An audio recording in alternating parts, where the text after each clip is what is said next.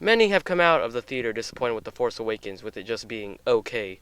You wanna know what was just okay? Batman and Robin. No, I'm just kidding. Get that blood thing out of here. But The Force Awakens was said to have to deliver so much within its runtime, it seemed literally impossible to do. It had to redeem the Star Wars franchise from the prequels, introduce new characters such as Finn, Rey, Captain Phasma, General Hux, BB-8, Kylo Ren, and many more, as well as integrate the old cast from the original trilogy like Han Solo, Leia, and Luke. Now, if you haven't already noticed, this is a spoiler review, as put in caps locks in the title of this review and in the description box. Meaning to say, if you have not seen The Force Awakens, you should probably get out of here. If not, then cheers for spoilers. Going into this theater, I have to be honest, I was never really a Star Wars fan. Sure, I played the LEGO games when I was 8, but that was a fad that died away the next year.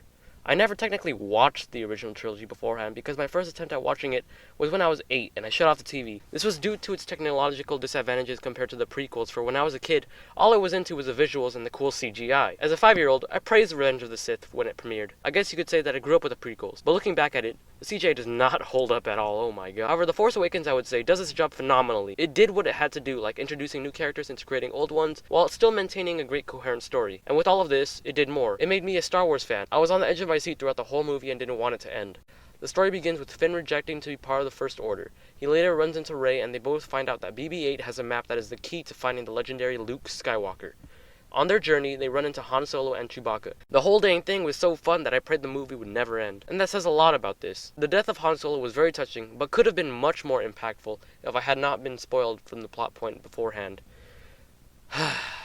Thanks, social media. Never again. You see Han's face as he caresses his son's face before he falls down to the pit. The whole scene was set up perfectly. They were on the walkway with beams of light from the moon, reflecting onto Ben, acting like a spotlight in a play. Even if I wasn't spoiled with this, I was 90% sure if Han was gonna die, this would probably be the place. Some complaints coming out of this film were that they were disappointed because it didn't live up to the hype. Well, to be honest, that's your bloody fault. If you walk into the theater expecting to see Jesus' second coming, then that is all on you. Other complaints included the lack of Captain Phasma, for in the trailer she was advertised as the next Boba Fett / bounty hunter, which I could probably agree on that. Even so, the chemistry between the characters was so realistic to the point where you could enjoy Poe and Finn in a relationship and not be angry with Rey not ending up with Finn. Also, as the movie progressed, I was slowly being convinced that Finn was not the main character of Episode 7, but rather Rey. It never came across my mind that Rey may actually be the Jedi. And the humor, my goodness, what a success. The first dialogue with Poe and Kylo Ren, Am I supposed to talk first, or... The most memorable humorous scene, though, was when John Boyega's character Finn is talking with BB-8. Finn is trying to get BB-8 to tell Rey where its base is, and they are just seen bickering back and forth. Then BB-8 gives a thumbs up with his lighter. This was genuinely clever, and the whole theater laughed. I almost felt Boyega was overacting when he was always panting, but it was nothing that continued throughout. And besides, the rest of the film made up for it big time. Daisy Ridley clearly stole the movie with her captivating performance and charismatic personality.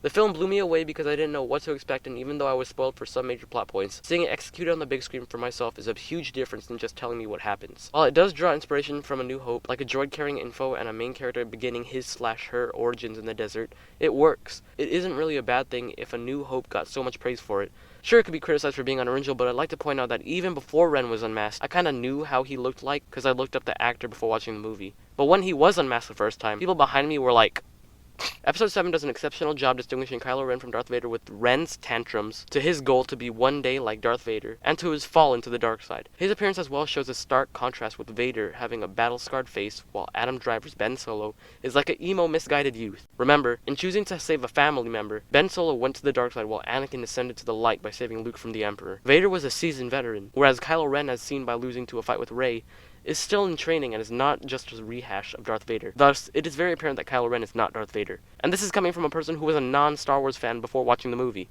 I'm going to give Star Wars Episode 7 an A. This is my first movie review, and I plan on doing more on my channel as well as other stuff to keep it fresh and new. If you like this review, then hit that subscribe button and there will be more on the way. As always, guys, thanks for watching. Flame on!